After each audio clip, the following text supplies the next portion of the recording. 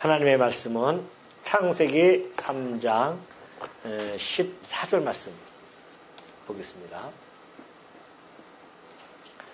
창세기 3장 14절입니다.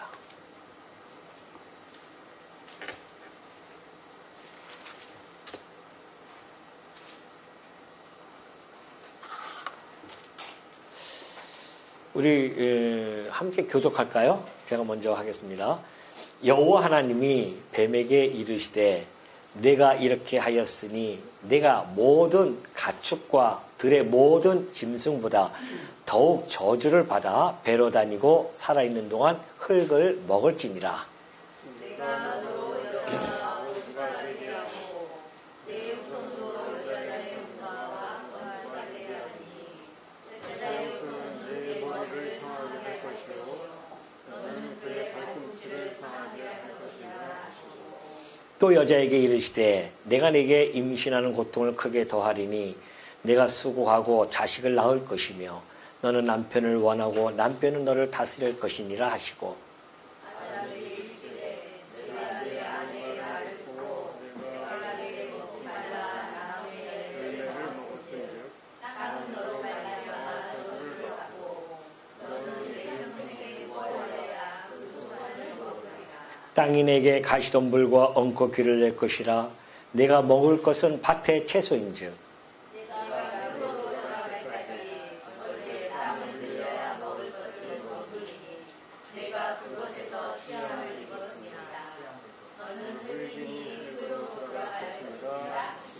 아멘. 19절까지 함께 교독했습니다. 예, 우리 지난 시간에 살펴보았듯이 아담이 타락으로 말미암아 하나님께 책망을 받았었죠. 네가 왜 그렇게 타락하게 되어졌는지를 동기를 묻죠. 그때 아담은 자기 아내 하와에게 책임을 돌렸고 하와는 뱀에게 책임을 돌리는 그러한 상황을 우리가 지난 시간에 살펴본 바가 있습니다. 오늘은 14절을 보면은 여호와 하나님이 뱀에게 이르시되 네가 이렇게 하였으니 네가 왜 이렇게 하였느냐가 아니에요. 이렇게 했기 때문에 곧바로 뱀에게는 심판이 들어갑니다. 네가 모든 가축과 들의 모든 짐승보다 더욱 저주를 받아 배로 다니고 살아있는 동안 흙을 먹을 것이다 라고 그렇게 선언합니다. 오늘 이 14절부터 19절 내용을 전체를 보면은 하나님이 이 타락한 범죄자인 아담과 하와에게 하나님의 심판을 선언해 가십니다. 하나님의 이 심판 선언은 곧 하나님의 공의를 실현시키는 거죠. 그러나 하나님의 이 심판, 곧 공의 실현 안에는요, 반드시 하나님의 그 사랑이 담겨져 있는 복음이 선포됨을 우리는 잘 알고 있습니다. 그러니까 여기서부터 이제 보면은 하나님의 공의와 사랑이 함께 마치 쌍두마차가 가는 것처럼 그렇게 가고 있어요, 항상. 십자가 사건도 마찬가지입니다. 우리들에 대한 심판의 공의가 그 안에서 실현되어졌고, 거기서 또 우리의 죄를 용서해 주시는 하나님의 그 사랑이 그 안에 담겨져 있었습니다. 그러니까 하나님의 공의와 사랑은 항상 함께 불가분의 관계 속에서 이루어감을 우리는 성경 곳곳에서 충분히 알 수가 있다는 것이죠. 오늘 여기서도 마찬가지입니다. 지금 하나님께서 심판을 선언하시지만은 놀랍게도 원시 복음을 선포하시죠. 그 복음 안에는 하나님의 깊으신 사랑이 그 안에 담겨져 있다는 겁니다. 오늘 우리 14절에서도 잘 나타나고 있듯이 인간과 뱀에게 대하는 태도는 전혀 달라요. 인간들에게는 네가 왜 그렇게 하였느냐, 왜 숨었느냐 라고 묻습니다. 그러나 뱀에는 그렇게 묻지 않아요. 전혀 다른 태도죠. 그냥 심판을 해가십니다. 이것이 바로 하나님의 형상을 따라 지음을 받은 창조되어진 그 인간에 대한 하나님의 기쁘신 사랑이 너무나 잘 표현되어지는 이런 내용이 아닐 수 없다는 겁니다.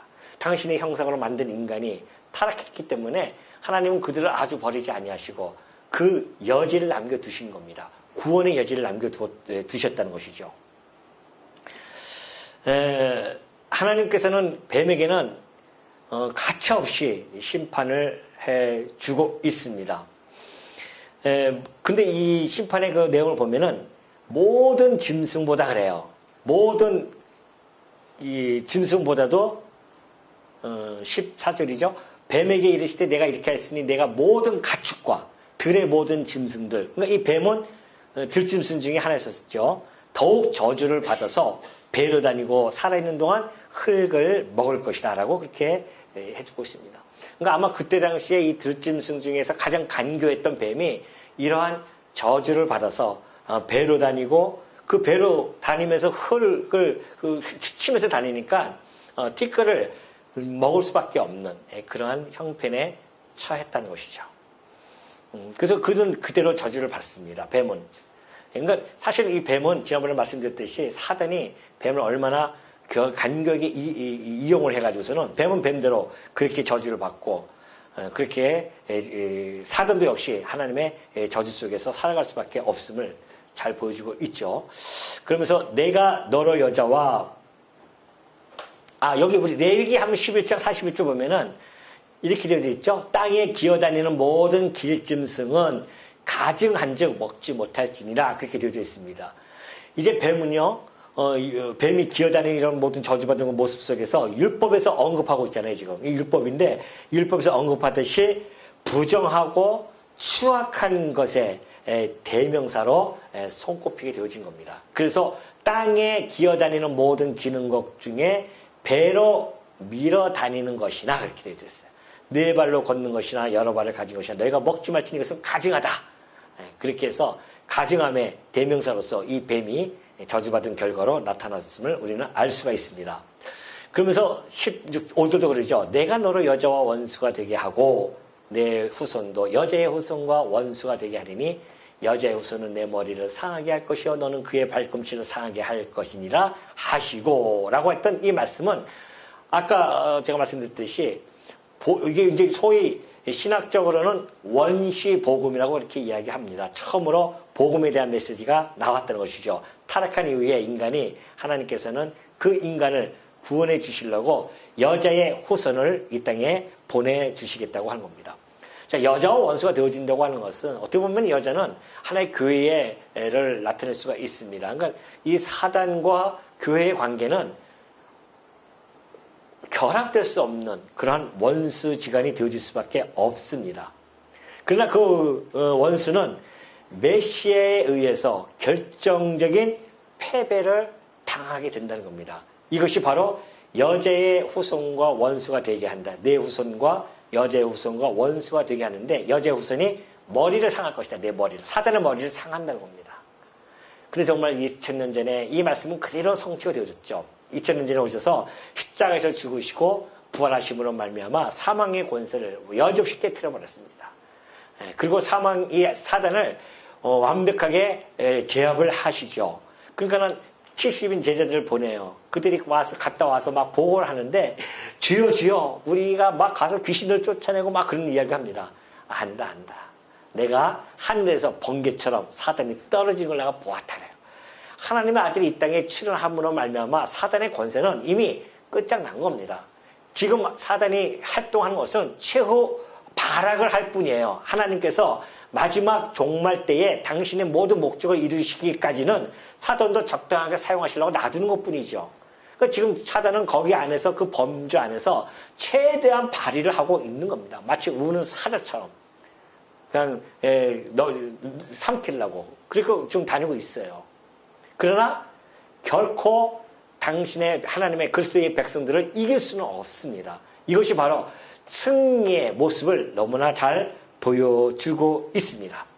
그래서 결정적인 패배를 당하지만 예수 그리스도를 십자가에 못 박게 하신 것처럼 그의 몸된 교회를 끝없이 괴롭힐 것, 예수님 오실 때까지 괴롭힐 것을 여기서 이미 지금 예언해주고 있죠. 이것이 이제 히브리서 4장 12절에 보면은 너무나 잘 나타나 있습니다.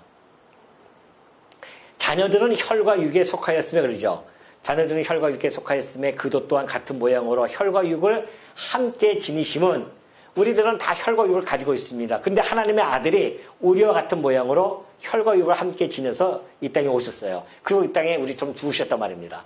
왜 그렇게 하셨는가? 죽음의 세력을 잡은 자 곧 마귀를 멸하시려고 그랬다는 겁니다. 그가 십자가에서 죽으심은 죽음의 세력을 잡았던 그 마귀를 멸하시려고 머리를 상하게 하시려고 그랬다는 것이죠. 그리고 통치자들과 권세들을 무력화하여 드러내어 구렁텅이로 삼으시고 십자가로 그들을 이기셨느라요. 십자가로 그들을 다 이기십니다. 우리 주님의 십자가 사건이요, 그렇게 승리의 나팔을 불 수 있는 그런 힘을 발휘한다는 것이죠. 그래서 정말 이것은 이 창세기는요, 우리의 계시라고 하는 것은 점진성을 가지고 뛴다고 그랬습니다. 점진성이에요. 처음에 여기서 여자의 후손이라고 했지만은 이것이 훗날 이사야 선지자를 통하여서는 처녀가 잉태하여 아들을 낳을 것이라고 더 구체화시킵니다. 그리고 마침내 마태복음에서는 그 이사야 선지자의 말씀이 오늘날 응하였더라 그러죠. 그것이 바로 예수 그리스도께서 천의 몸을 입고 이 땅에 오신 자, 여자의 후손으로 오신 거예요. 그러니까 지금 여기서 여자의 후손은 곧 메시아, 그래서 이미 너무나 틀림없고, 또 그가 왜 여자의 후손으로 오셔야 되는가? 그가 죽으시기 때문에 혈과 육을 함께 지녀서 죽음을 맛보셔야 되기 때문에, 그래서 여자의 후손으로 올 수밖에 없다는 겁니다. 그래야 이길 수 있어요. 죽음의 세력을 이기는 것을 보여주고, 그리고 성령으로 잉태가 되어져야만이 우리를 화목시킬 수 있는, 하나님과 화목시킬 수 있는 화목 제물의 자격 요건이 되어질 수 있기 때문에 하나님께서는 여기서 원시적인 복음으로 여자의 후손이라고 그렇게 말씀해 준 겁니다. 그러니 여러분, 이 성경이라고 하는 것이 얼마나 깊이가 있고 얼마나 정말 이게 정확하며, 그래서 창세부터 요한계시록까지 일목정연하게 논리적 통일성을 확보하고 있는지를 우리가 너무나 정말 감탄할 수밖에 없는 거죠. 이 말씀을 우리에게 주신 은혜 너무 감사하고요. 이것도 우리가 오늘 이렇게 말씀을 읽으면서 깨달아지고 그 하나님의 섭리의 경륜을 확인하고 또 확인한다고 하는 것, 이것처럼 행복한 것이 어디 있겠습니까? 행복하시죠? 예, 행복하십니다. 그래서 이때로부터 시작해서 영적인 전쟁은요, 이 세상에는 두 가지 전쟁에 불과했습니다. 하나는 육적인 전쟁이죠. 육적인 전쟁은 혈과 육에 대한 전쟁이고요. 영적인 전쟁은 보이지 않는 이 어둠의 세력들과 싸우는 겁니다. 우리는 이 육적인 전쟁과 영적인 전쟁은 근본이 달라요. 엄청납니다, 이거는. 육적인 전쟁은 그냥 60, 70년 사는 이 육과 혈의 싸움뿐이에요. 끝나요, 거기서. 이 영적인 전쟁은 영혼의 생명의 살림이나 죽느냐의 싸움 아니겠어요? 이 영적인 싸움, 여기에 한복판에 우리가 지금 놓여져 있는 겁니다, 사실은. 그러니까 우리가 이 영적 싸움을 있을 때는 마귀의 불의의 세력과 예수 그리스도의 의의 세력과의 싸움이 지금 벌어지고 있죠. 예수님 오실 때까지 예수님께서 그 마귀들을 당신의 발등상에 둘 때까지는 그냥 가만히 두고 보고 계시는 겁니다. 그래서 지금 이 마귀가 막 성행하는 것 같지만은, 그러나 이미 우리 주께서는 십자가로 그들을 이기셨기 때문에 최후 승리가 우리에게는 보장되어져 있다는 사실. 이 영적 두 세력 간의 충돌, 이 한복판에 여러분이 지금 전쟁하고 있다는 것. 그러나 여러분이 염려하지 말아야 할 것은 우리의 대장 되신 그리스도가 우리에게 승리의 깃발을 꽂고 당신을 따르고 했기 때문에 우리는 지금 그 길을 따르고 있을 뿐입니다. 그러니까 우리는 이미 최후 승리가 보장되어져 있죠. 우리는 마침내 부활할 것입니다. 부활한 자들이 그리스도와 함께 영원토록 하나님을 찬송하면서 살아간다는 것이 아니겠습니까? 이것이 우리에게는 확보가 되어져 있어요. 그걸 믿고 살아가는 자들이 누구다? 딱 같이 나와야 되죠. 누구다? 네, 성도입니다. 여러분이 그러한 존재들이에요. 그러니까 영적 싸움에서도 우리는 승리합니다. 우리 곳곳에서 지금 영적 싸움에서 승리하는 모습들이 너무나 잘 나타나고 있어요. 너무 감사할 일이죠. 영적인 센스가 감각이 무뎌지면 이것이 지금 무슨 싸움인지도 모르고 살아가지만은, 영적인 감각이 아주 예민한 우리 성도들은 그걸 알아야 된단 말입니다. 지금 가정에서, 직장에서, 또한 교회에서, 내 주변에서 일어나는 모든 것들이 어떤 영적 싸움에 그 상황과 성격을 띠고 있는지를 잘 파악하고 있어야 됩니다. 잘 파악해요. 오늘 우리 임직자들, 특별히 하나님 뽑아주신 것은 그 임직자들이 그 싸움에 다 영광급들이에요. 다 간부급들을 지금 뽑으셨단 말입니다. 그러니까 우리 간부들은 날마다 영적인 이 예민함을 갈고 닦고 있어야 됩니다. 그래서 언제 어떻게 이 적군이 오는지 정확하게 우리가 파악하고, 아, 지금 이 사건은 마귀의 술수와 괴계가 함께 있는 거구나. 이걸 빨리 파악하고 거기에 대처를 하고, 이렇게 위해서 오늘 하나님께서 우리에게 이런 축복을 주신 거 아니겠어요? 임직자를 뽑아서 그 임직자들이 딱 포진해가지고 그 싸움에 승리케 하기 위해서 이 말씀 있는 소원교회가 과거에 그 어려움을 겪고 견뎌내면서 오늘 이 시간까지 그리스도 안에서 이렇게 견고하게 세워지는 것은 바로 이제 더 또 다른 하나님의 목적이 이 교회를 통하여 이루어져야 하기 때문에 오늘 이 시점에 이런 엄청난 우리에게 이렇게 군용을, 그리스도의 이 군용을 딱 갖출 수 있게 해줬다는 것, 이것이 바로 우리들에게는 다시 한번 영적인 감각을 깨우칠 수밖에 없는 그러한 시기다라는 것을 마음속에 꼭 간직하시기 바랍니다. 그래서 여기서 좀 마귀의 후손과 여자의 후손과 원수가 되게 한다고 했잖아요. 근데 정말 예수님이 이 땅에 오셨을 때요, 그 마귀의 후손이라고 하니까 뭐 뿔 달리고 해서 그런 게 아니에요. 그때 당시에 유대인들이 마귀의 새끼들이었었습니다. 그러니까 예수님이 오셔서 하실 말씀이에요. 마태복음 23장 33절에 그러죠. 뱀들아, 독사의 새끼들아 그러잖아요. 너희가 어떻게 지옥의 판결을 피하겠느냐 그래요. 이 지금 창세기 3장 15절의 역사가 예수님이 2000년 전에 오셔서 그대로 지금 나타내고 있단 말입니다. 이 독사의 새끼들아 그러잖아요. 우리 주님이 대장 대신 우리 그리스도께서는요 얼마나 강력한지 모릅니다. 사단에게는 인정사정 없어요. 당신의 백성들에게는 이 새끼들아 그렇게 얘기가 절대 안 하십니다. 그런데 마귀들에게는요 독사의 새끼들아, 대적자들에게는 인정사정 안 받아주십니다. 하나님이 이 뱀에게 좀 인정사정 안 받고 곧바로 심판해 주었듯이 하나님을 대적하는 자들은 하나님 가만히 안 놔두셔요. 그러므로 내가 너희에게 선지자들과 지혜 있는 자들과 서기관들을 보내매 너희가 그 중에서 덜어는 죽이거나 십자가에 못 박고 그 중에서 덜어는 너희 회당에서 채찍질하고 이 동네에서 저 동네로 따라다니며 박해할 것이다. 이 3장 15절처럼 내가 이 여자의 후손의 뒤꿈치 발꿈치를 상하게 할 것이라고 약속했는데 하나님께서 그렇게 말씀하신 대로 이들이 교회를 이때로부터 초대교로부터 시작해서 마지막 종말 때까지 모든 교회에 사단이 끊임없이 박해를 합니다. 그러나 그 박해는 겨우 뭐라고요? 발꿈치를 상하게 할 정도뿐이 안 된다는 겁니다. 치명적이가 아니라는 겁니다. 발꿈치가 상하는 것은 치명적이라는 뜻이 아니에요. 그러나 머리가 상하면은 치명적이에요. 그거는 이미 승리가 우리는 보장되어 있다니까요. 그 싸움을 하고 있다. 16절 보니까 그래요. 또 여자에게 이르시되 내가 내게 임신하는 고통을 크게 더하리니 내가 수고하고 자식을 낳을 것이며 너는 남편을 원하고 남편은 너를 다스릴 것이니라 하시고 여자에게 저주받은 결과를 보여주는데요. 여자에게는 잉태하는 고통을 주십니다. 원래는 고통 없이 아이를 낳을 수 있게 했었어요. 생육하고 번성하라 축복이었기 때문에 고통 없이 아기를 낳아요. 그런데 하와가 타락하고 나서는 지금 하나님께 저주를 받는데 잉태의 고통을 더 입습니다. 그래서 입덧을 10달 동안 여성들이 사람이 뱃속에 있는데 얼마나 힘들겠어요. 안 그래요? 그러니까 이 뱃속에 아이를 키우면서 온갖 입덧이라든가 아니면은 뭐 그냥 이 10달 동안에 얼마나 수고로움이 있습니까? 잉태하는 고통. 그리고 자식을 낳을 때 수고합니다. 해산의 수고가 얼마나 커요. 큰 상처를 입으면서 아이를 낳는다는 말입니다. 이것이 해산의 수고예요. 죽음을 내대고 아이를 낳는 겁니다. 사실은.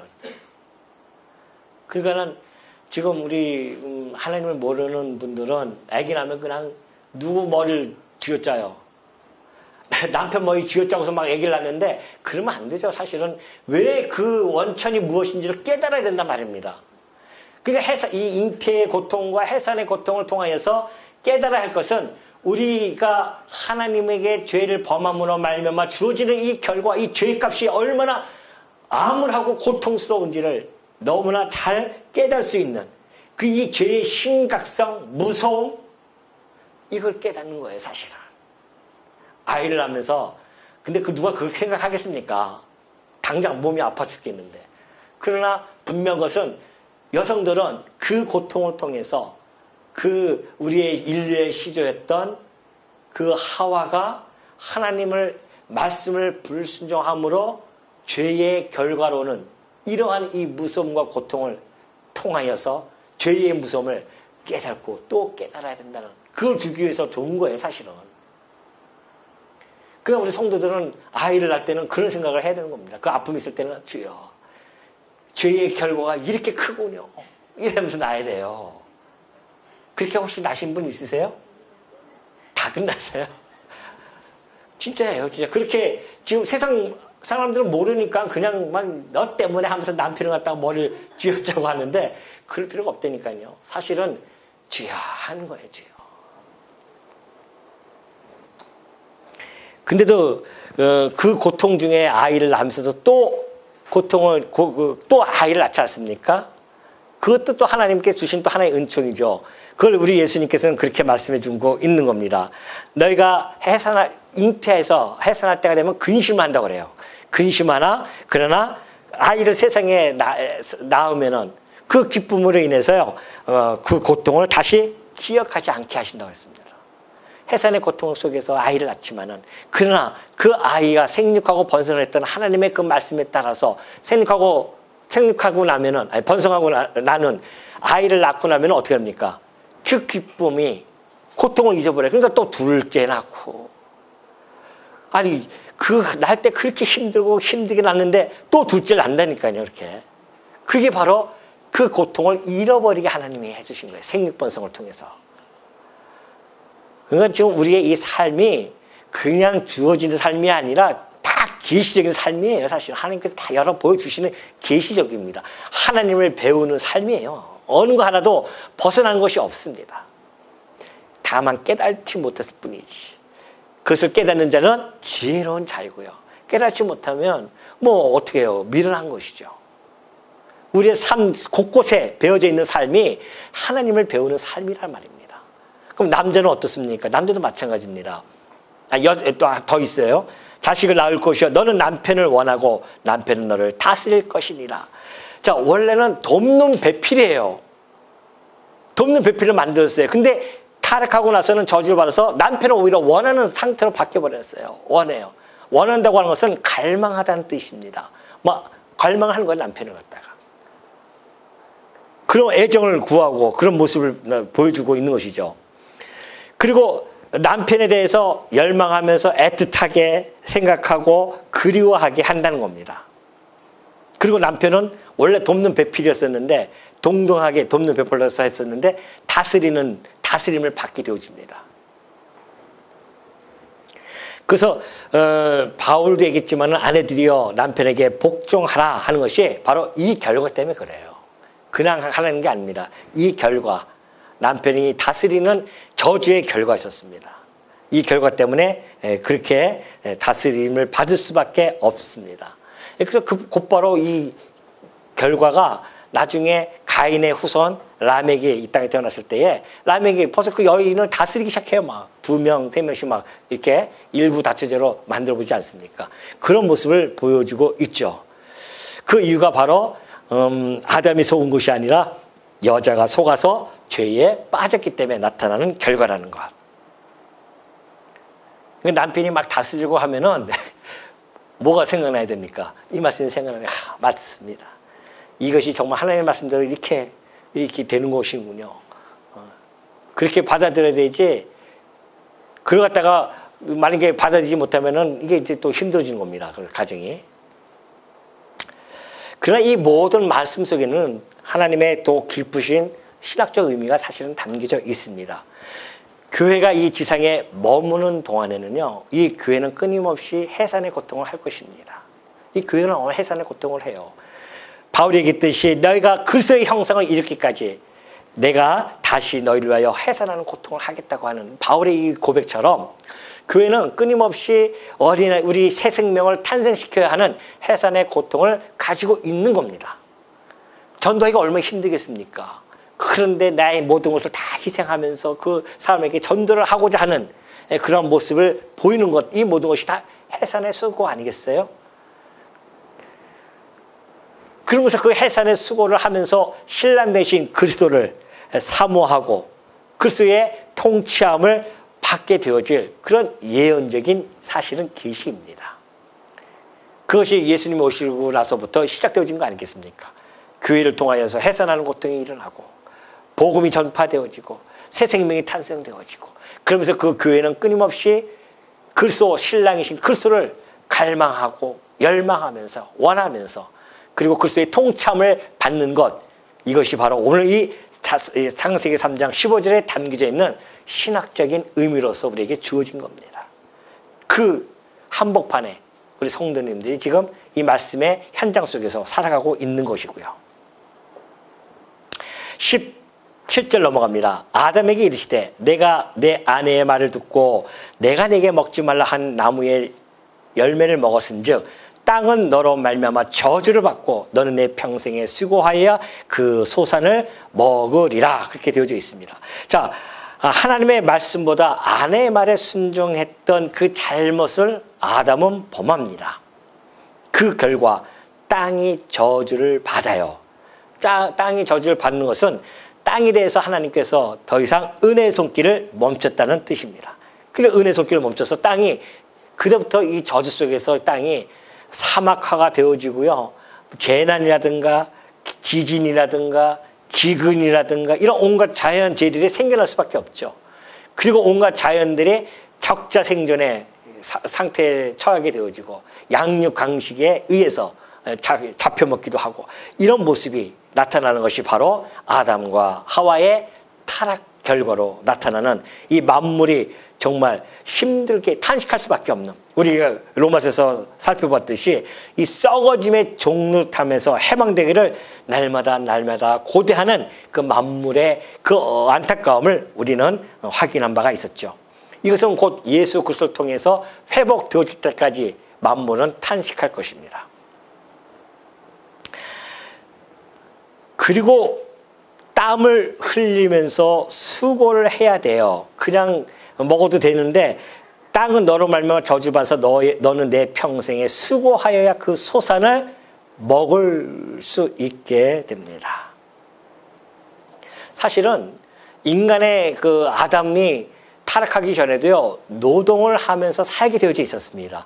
그러나 타락 전의 노동은 어떤 가치로움을 창출하는 그러한 노동이었었어요. 그런 의미를 담고 있었지만은, 그러나 타락한 후에 하는 노동은 가치 창출이 아니라 생존을 위한 그러한 의미로 다가온 겁니다. 수고를 해야 먹고 살아요.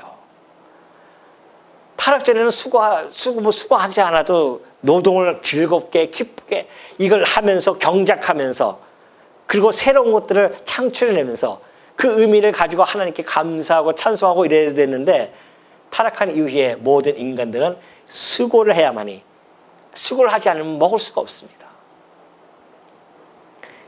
그러한 의미로 전락되어집니다. 18절에 보면은 땅이 내게 가시덤불과 엉겅퀴를 낼 것이라 내가 먹을 것은 밭의 채소인지 그래요. 자, 풍성한 식물을 내던 이 땅이 저주를 받아서 가시덤불과 엉겅퀴를 내는데, 이 가시덤불과 엉겅퀴는요, 모든 유익한 식물이 자라나는 것을 방해하는 아주 생명력이 강한 잡초입니다, 이게. 그렇기 때문에 이것이 번식하기 시작하면요, 다른 식물들이, 유익한 식물들이 죽고 마는 거죠. 그러니까 농부는 항상 자신의 밭을 살펴봐야 돼요. 이런 잡초가 있는지 없는지. 그래서 생기면 또 풀 제거해야 되고, 농사를 망치지 않기 위해서 많은 수확을 거두기 위해서는 끊임없이 그 작업을 해야 됩니다. 농사 짓는 분 보십시오. 잡초 뽑으라고. 그 얼마나 큰 수고로입니까? 그것 때문에 알곡들이 다칠까봐 잡초를 뽑으러 가야 되고, 풀을 베야 되고, 이것들은 번식력이 얼마나 강한지 몰라요. 이 모든 것들, 가시덤불이라든가 엉겅퀴 이런 것들이 곧 저주의 결과로 나타난 것들이다. 사실은 그때 타락 전에는 이런 것들이 없었죠. 타락 이후에 이런 것들이 변형이 되어져서 나타나는 모습을 잘 보여줄 수가 있습니다. 자, 19절 보면 그래요. 내가 흙으로 돌아갈 때까지 얼굴에 땀을 흘려야 먹을 것을 먹으리니 내가 그것을 취함을 입었습니다. 네가 그것에서 취함을 입었습니다. 너는 흙이니 흙으로 돌아갈 것이니라. 아담이 범죄하고 모든 인간들은 일생을 노동의 이 고통과 수고 가운데서 살게 됩니다. 그때마다 남자들은 아까 여성들이 해산할 때마다 뭘 생각했어요? 죄의 무서움과 그리고 심각성을 깨달았던 것처럼 남성도 마찬가지입니다. 그냥 나가면서 뭐라고 나갑니까? 아이고, 내가 오늘도 이 일을 해야 되나? 아이고, 이거 뭐라고 한탄하죠? 우리 남성들은 일할 때? 까먹었네. 또 그전에 할 때나 막 사용했던 것 같은데 뭐라고 이야기합니까? 아이고, 내가 오늘도 밥 비벼 먹으려고 이거 나가야 되나? 뭐 이런 이야기를 많이 한단 말입니다, 남성들은. 왜? 그만큼 수고롭고 힘들어요. 그런데 단순하게 아이고, 내가 오늘도 이거 안 하면 내가 굶으니 어쩔 수 없이 나가겠다, 이렇게 성도들은 나가는 것이 아니라 땀 흘리고 수고할 때마다 뭐에 대해서? 우리가 죄의 결과로 이런 땀 흘리고 수고해야만 우리가 먹고 사는구나. 그러니 우리의 이 죄의 심각성, 이 죄의 무서움을 깨닫는 시간이란 말입니다, 사실은. 남성들이 나가서 막 땀 흘리고 수고하면서 욕을 얻어먹으면서 돈을 벌 때에, 그때에 우리의 인류 조상이었던 아담이 타락함으로 말미암아 우리가 이런 고통 없이 먹고 살 수 있었을 텐데 왜 이렇게 땀을 흘리면서 이렇게 고생하면서 먹고 살아야 되는가? 아, 이것이 죄의 결과로 주어졌던 것이었구나. 이러면서 죄의 심각성을 깨닫는 것. 이것이 지혜로운 사람입니다. 지혜로운 자들이에요. 세상 사람과는 전혀 다른 차원에서 우리가 접근이 돼야 됩니다. 얼마나 품이 있습니까? 우리 성도님들은. 이런 모든 것 속에서 내 삶 속에서 하나하나 땀 한 방울 흘리는 것조차도 하나님을 배워가는 계시적인 도구로서 사용이 되어진다는 것. 이것처럼 정말 이게 행복한 게 어디냐 말이죠. 우리 안에 억누르고 있는 죄악의 무게를 우리는 늘 가늠하면서 살아야 되고, 이 죄의 폐단이 얼마나 큰지를 우리는 깨닫고 또 깨달아야 될 것입니다. 그러니 이제는 영혼만 죽은 것이 아니에요. 이제는 우리 육도 얼마 못 살고 그냥 흙으로 돌아갑니다. 범죄하여서 하나님과 단절된 그런 교류가 얼마나 인간의 무가치함을 양산해내는지를 우리는 너무나 잘 알 수가 있습니다. 하나님과 교류가 끊어지면요, 그냥 흙으로 돌아가는 잡혀먹기 위하여 태어난 짐승과 같은 그런 존재일 뿐이 아닙니다. 더도 아니에요. 더도 아니고 덜도 아닙니다. 인간이 뭐 고귀한 척하고 인간의 문명을 발달시킨다 할지라도 잡혀먹기 위하여 태어난 이상 없는 짐승과 같다니까요, 우리 인간들이. 그런데 우리가 이 말씀을 깨닫고 나면은 우리의 이 모습이 이게 흙으로 우리가 돌아가는 것, 다른 동물과 별반 다름없지만은 그러나 하나님의 백성에게는 영원히 중생되어져서 하나님을 찬송할 수 있는 최고의 가치로운 피조물이 되어진다는 것. 이래서 우리가 행복한 거 아니겠어요? 찬송이 나올 수밖에 없는 것입니다. 우리 흙으로의 이 귀환은 없어짐이 아닙니다. 이것은 마지막 심판 때까지 사망과 음부가 우리를 가둬두고 있을 것입니다. 그러나 그 마지막 심판 때는 그거마저도 다 내어놓는다고 했습니다. 다 내어놔요. 사망이 다 내어 뱉을 겁니다. 흙으로 왔다 흙으로 돌아갔던 자들이 다 다시 나타날 겁니다. 그게 부활의 모습 아니겠어요? 그러나 우리는 생명의 부활로, 그러나 심판의 부활을 당하는 자들도 있다고 한다면 오늘 이 생명의 부활을 있는 우리 성도들, 처지에 있는 성도들은 너무나 하나님께 찬송하면서 살아갈 수 있습니다. 이 모든 것들 역시 신학적 의미가 풍부하게 담겨져 있죠. 우리를 갖다가 사망 가운데, 지금 이 과정 속에서 사망 가운데 집어넣습니다. 그 사망 가운데 가두어 두시면 성도들에게 하나님께서 긍휼을 베푸시려고 이런 역사를 진행해 가신다는 거 아니겠어요? 긍휼이 뭘까요? 우리를 다시 부활케 하시려고 흙으로 돌아가게 하시는 이 섭리. 이것은 성도만이 깨달을 수가 있습니다. 세상 사람들은 흙으로 왔으니 흙으로 돌아가리라 여기까지는 알아요. 경험학적으로. 그러나 성도는 왜 흙으로 왔다 흙으로 돌아가게 하시는가? 그것이 단순하게 죄의 결과로만 나타나는 것이 아니라 이 죄의 결과조차도 그 다음에 나타나는 하나님의 긍휼하심을 준비해놓고 이 모든 역사를 진행해 나갔다고 하는 이 하나님의 영원한 경륜, 이걸 아는 성도들이기 때문에 가슴이 벅차오르는 거 아니겠습니까?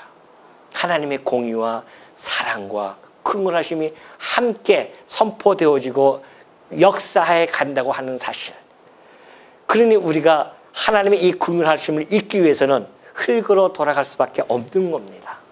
그래서 우리는 그 흙으로 돌아가서 하나님의 긍휼하심을 잊고 부활, 생명의 부활체가 되어져서 하나님께 마음껏 찬송하는 것, 이것이 바로 하나님께서 당신의 만세전에 세워주었던, 작정되어졌던 계획이었었고, 이것이 하나님의 기쁘신 뜻이라는 사실, 이 기쁘신 뜻이 오늘 이 현장 속에서, 우리가 살고 있는 이 현세 속에서 하나하나 이루어져 간다는 사실을 여러분이 깨달으신다고 한다면, 앞으로 지금까지 살아오셨던 삶도 그렇고 현재 살아가는 모든 삶 한 걸음 한 걸음, 주어지는 모든 사건 하나가 하나님을 배워가는 그런 사건이신 줄 아시고요, 주어지는 사건 속에서 하나님을 배워가는 지혜로운 성도님들이 되어지시기를 당부드립니다.